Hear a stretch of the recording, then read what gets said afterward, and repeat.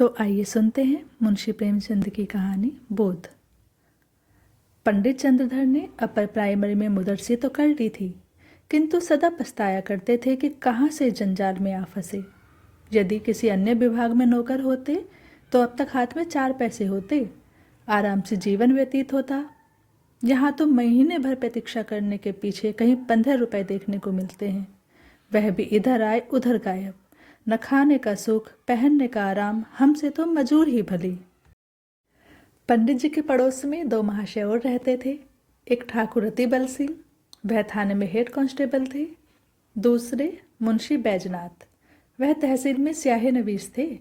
इन दोनों आदमियों का वेतन पंडित जी से कुछ अधिक तो न था, तब भी उनकी चैन से गुजरती थी। संध्या को वह कचहरी से आते, बच्चों को पैसे और मिठाइयाँ देते। दोनों आदमियों के पास टहलवे थे। घर में कुर्सियाँ, मेजें, फर्श आदि सामग्रियाँ मौजूद थीं। ठाकुर साहब शाम को आराम कुर्सी पर लेट जाते और खुशबूदार खमीरा पीते। मुंशी जी को शराब कबाब का व्यसन था।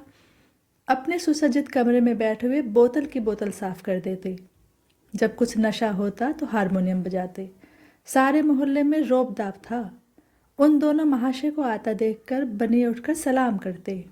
उनके लिए बाजार में अलग भाव था। 4 पैसे शेर की चीज टके में लाते। लकड़ी ईंधन मुफ्त में मिलता। पंडित जी उनके इष्ट हाट बाट को देखकर कुढ़ते और अपने भाग्य को कोसते। वह लोग इतना भी न जानते थे कि पृथ्वी सूर्य का चक्कर लगाती है अथवा सूर्य पृथ्वी का। साधारण पहाड़ों का भी ज्ञान न था, इस पर भी ईश्वर ने उन्हें इतनी प्रभुता दे रखी थी। लेकिन ये लोग भी पंडित जी पर बड़ी कृपा रखते थे। कभी शेर आध शेर दूध भेज देते और कभी थोड़ी सी तरकारियाँ। किंतु इनके बदले में पंडित जी को ठाकुर साहब के 2 और मुंशी जी के 3 लड़कों की निगरानी करनी पड़ती। ठाकुर साहब कहते, पंडित जी ये लड़के हर घड़ी खेला करते हैं, जरा इनकी खबर लेते रहिए। मुंशी जी कहते, यह लड़के आवारा हुए जाते हैं, जरा इनका ख्याल रखिए। यह बातें बड़ी अनुग्रहपूर्ण रीति से कही जाती थीं, मानो पंडित जी उनके गुलाम हैं। पंडित जी को यह व्यवहार असहनीय लगता था, किंतु इन लोगों को नाराज करने का साहस न कर सकते थे। उनकी बदौलत कभी कभी दूध दही के दर्शन हो जाते, कभी अचार चटनी चख लेते। केवल इतना ही नहीं, बाजार से चीजें भी सस्ती लाते। इसलिए बेचारे इस अनीति को विष के घूंट के समान पीते। इस दुर्वस्था से निकलने के लिए उन्होंने बड़े बड़े यत्न किए थे। प्रार्थना पत्र लिखे, अफसरों की खुशामदें की, पर आशा न पूरी हुई। अंत में हार कर बैठ रहे। हाँ, इतना था कि अपने काम में त्रुटि न होने देते। ठीक समय पर जाते, देर करके आते, मन लगाकर पढ़ाते। इससे उनके अफसर लोग खुश थे। साल में कुछ इनाम देते और वेतन वृद्धि का जब कभी अवसर आता उनका विशेष ध्यान रखते। परंतु इस विभाग की वेतन वृद्धि ऊसर की खेती है, बड़े भाग्य से हाथ लगती है। बस्ती के लोग उनसे संतुष्ट थे। लड़कों की संख्या बढ़ गई थी और पाठशाला के लड़के तो उन पर जान देते थे। कोई उनके घर आकर पानी भर देता, कोई उनकी बकरी के लिए पत्ती तोड़ लाता। पंडित जी इसी को बहुत समझते थे। एक बार सावन के महीने में मुंशी बैजनाथ और ठाकुर अतिबल सिंह ने श्री अयोध्या जी की यात्रा की सलाह की। दूर की यात्रा थी। हफ्तों पहले से तैयारियां होने लगी। बरसात के दिन सहपरिवार जाने में अड़चन थी, किंतु स्त्रियां किसी भांति न मानती थीं। अंत में विवश होकर दोनों महाशयों ने 1-1 सप्ताह की छुट्टी ली और अयोध्या जी चले। पंडित जी को भी साथ चलने के लिए बाध्य किया। मेले ठेले में एक फालतू आदमी से बड़े काम निकलते हैं। पंडित जी असमंजस में पड़े, परंतु जब उन लोगों ने उनका व्यय देना स्वीकार किया तो इनकार न कर सके और अयोध्या जी की यात्रा का ऐसा सुअवसर पाकर न रुक सके। बिल्लौर से 1 बजे रात की गाड़ी छूटती थी। यह लोग खा पीकर स्टेशन पर आ बैठे। जिस समय गाड़ी आई, चारों ओर भगदड़ सी पड़ गई। हजारों यात्री जा रहे थे। उस उतावली में मुंशी जी पहले निकल गए। पंडित जी और ठाकुर साहब साथ थे। एक कमरे में बैठे। इस आफत में कौन किसका रास्ता देखता है। गाड़ियों में जगह की बड़ी कमी थी, परंतु जिस कमरे में ठाकुर साहब थे उसमें केवल 4 मनुष्य थे। वह सब लेटे हुए थे। ठाकुर साहब चाहते थे कि वह उठ जाए तो जगह निकल आए उन्होंने एक मनुष्य से डांट कर कहा, उठ बैठो जी, देखते नहीं हम लोग खड़े हैं। मुसाफिर लेटे लेटे बोला, क्यों उठ बैठे जी, कुछ तुम्हारे बैठने का ठेका लिया है? ठाकुर, क्या हमने किराया नहीं दिया है? मुसाफिर, जिसे किराया दिया हो उसे जाकर जगह मांगो। ठाकुर, जरा होश की बातें करो, इस डिब्बे में 10 यात्रियों की आज्ञा है। मुसाफिर, यह थाना नहीं है, जरा जबान संभाल कर बातें कीजिए। ठाकुर, तुम कौन हो जी?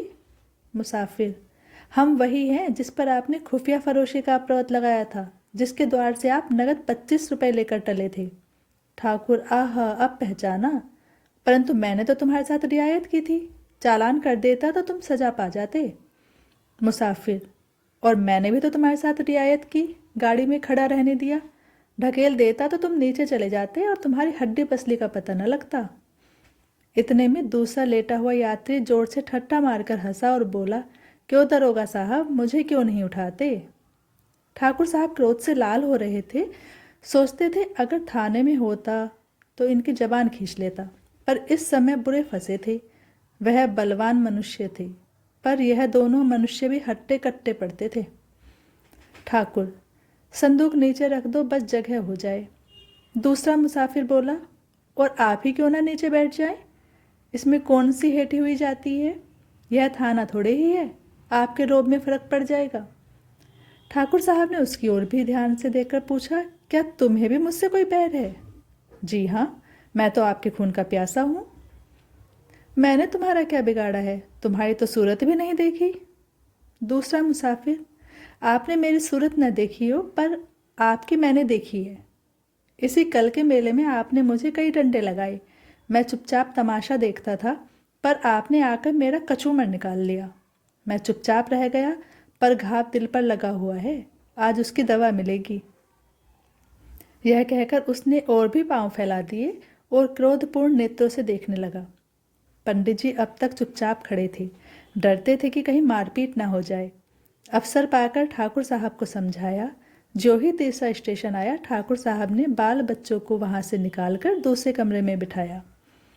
इन दोनों दुष्टों ने उनका असबाब उठाकर जमीन पर फेंक दिया। जब ठाकुर साहब गाड़ी से उतरने लगे तो उन्होंने उनको ऐसा धक्का दिया कि बेचारे प्लेटफॉर्म पर गिर पड़े। गार्ड से कहने दौड़े थे कि इंजन की सीटी दी, जाकर गाड़ी में बैठ गए।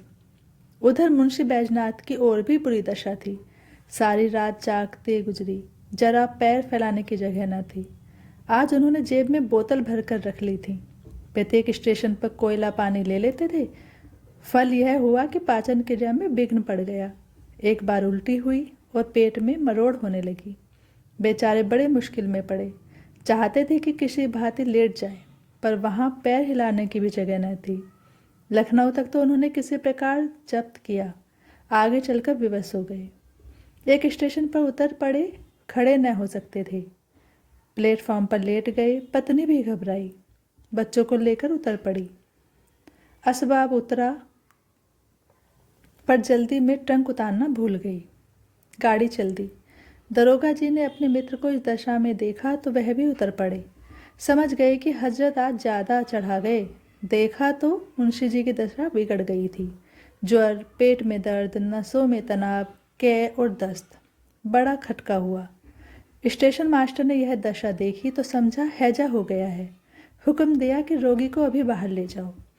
विवश होकर मुंशी जी को लोग एक पेड़ के नीचे उठा लाए। उनकी पत्नी रोने लगी। हकीम डॉक्टर की तलाश हुई। पता लगा कि डिस्ट्रिक्ट बोर्ड की तरफ से वहाँ एक छोटा सा अस्पताल है। लोगों की जान में जान आई। किसी से यह भी मालूम हुआ कि डॉक्टर साहब बिल्लौर के रहने वाले हैं। ढांढस बंधा। दरोगा जी अस्पताल दौड़े। डॉक्टर साहब से सारा समाचार कह सुनाया। आप चलकर जरा उन्हें देख तो लीजिए। डॉक्टर का नाम था चोखेलाल। कंपाउंडर थे। लोग आदर से डॉक्टर कहा करते थे।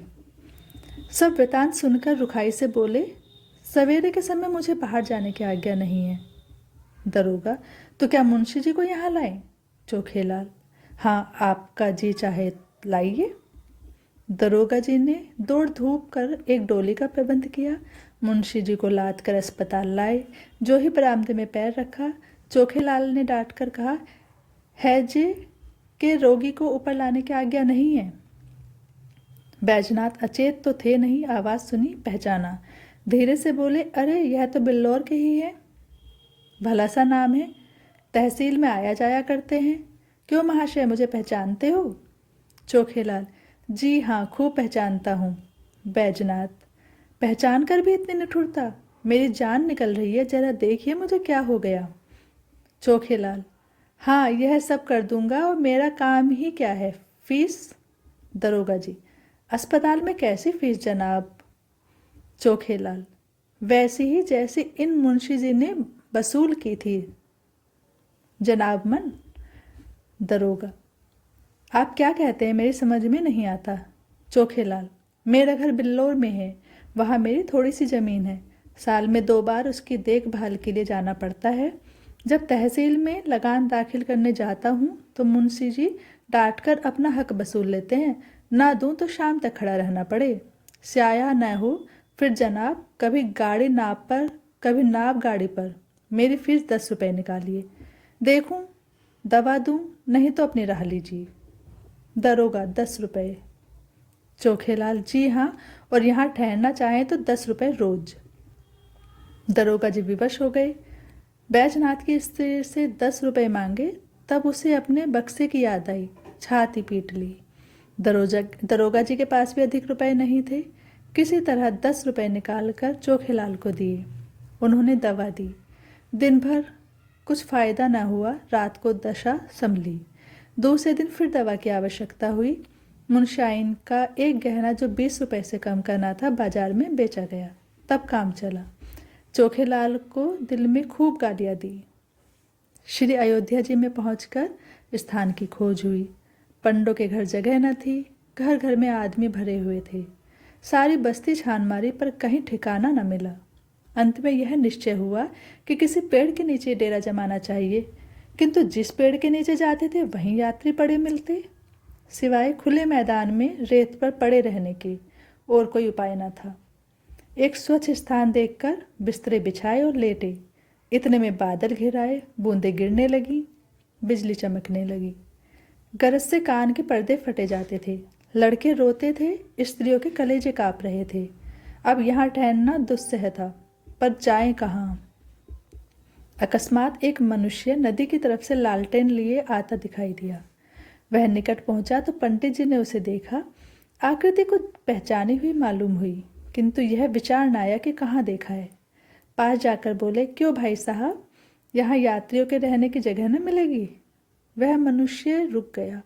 पंडित जी की ओर ध्यान से देखकर बोला, आप पंडित चंद्रधर तो नहीं हैं? पंडित प्रसन्न होकर बोले, जी हाँ, आप मुझे कैसे पहचानते हैं? उस मनुष्य ने सादर पंडित जी के चरण छुए और बोला, मैं आपका पुराना शिष्य हूँ, मेरा नाम कृपाशंकर है। मेरे पिता कुछ दिनों बिल्लौर में डाक मुंशी रहे थे, उन्हीं दिनों में आपकी सेवा में पढ़ता था। पंडित जी की स्मृति जागी, बोले, ओहो, तुम ही हो कृपाशंकर, तब तो तुम दुबले पतले लड़के थे, कोई 8-9 साल हुए होंगे। कृपाशंकर, जी हाँ, 9वां साल है, मैंने वहाँ से आकर एंट्रेंस पास किया, अब यहाँ म्यूनिसपैलिटी में नौकर हूँ। कहिए, आप तो अच्छी तरह रहे, सौभाग्य था आपके दर्शन हो गए। पंडित जी, मुझे भी तुमसे मिलकर बड़ा आनंद हुआ। तुम्हारे पिता अब कहाँ हैं? कृपाशंकर, उनका तो देहांत हो गया, माता जी हैं। आप यहाँ कब आए? पंडित जी, आज ही आया हूँ, पंडों के घर जगह न मिली, विवश हो यहीं रात काटने की ठहरी। कृपाशंकर, बाल बच्चे भी साथ हैं? पंडित जी, नहीं, मैं तो अकेला ही आया हूँ, पर मेरे साथ दरोगा जी, चाहे नवील साहब हैं, उनके बाल बच्चे भी साथ हैं। कृपाशंकर, कुल कितने मनुष्य होंगे? पंडित जी, है तो 10, किंतु थोड़ी सी जगह में निर्वाह कर लेंगे। कृपाशंकर, नहीं साहब, बहुत सी जगह लीजिए, मेरा बड़ा मकान खाली पड़ा है, चलिए आराम से 1, 2, 3 दिन रहिए। मेरा परम सौभाग्य है कि आपकी सेवा करने का अवसर मिला। कृपाशंकर ने कुली बुलाए, असबाब उठवाया और सबको अपने मकान पर ले गया। साफ सुथरा घर था। नौकर ने चटपट चारपाइयाँ बिछा दी, घर में पूरियाँ पकने लगी। कृपाशंकर हाथ बांधे सेवक की भांति दौड़ता था। हृदयोल्लास से उसका मुख कमल चमक रहा था। उसकी विनम्र और नम्रता ने सबको मुग्ध कर लिया और सब लोग तो खा पी कर सोए, किंतु पंडित चंद्रधर को नींद नहीं आई। उनकी विचार शक्ति इस यात्रा की घटनाओं का उल्लेख कर रही थी। रेलगाड़ी की रगड़ झगड़ और चिकित्सालय की नोच खसोट के सम्मुख कृपाशंकर की सहृदयता और शालीनता प्रकाश में दिखाई देती थी। पंडित जी ने आज शिक्षक का गौरव समझा।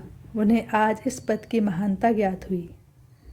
यह लोग 3 दिन अयोध्या रहे, किसी बात का कष्ट न हुआ। कृपाशंकर ने उनके साथ धाम का दर्शन कराया। तीसरे दिन जब लोग चलने लगे तो वह स्टेशन तक पहुंचाने आया। जब गाड़ी ने सीटी दी तो उसने सजल नेत्रों से पंडित जी के चरण छुए और बोला, कभी कभी इस सेवक को याद करते रहिएगा। पंडित जी घर पहुंचे तो उनके स्वभाव में बड़ा परिवर्तन हो गया था। उन्होंने फिर किसी दूसरे विभाग में जाने की चेष्टा नहीं की। इसी तरह की रोचक कहानियाँ सुनने के लिए हमारे चैनल को लाइक, शेयर और सब्सक्राइब जरूर करें।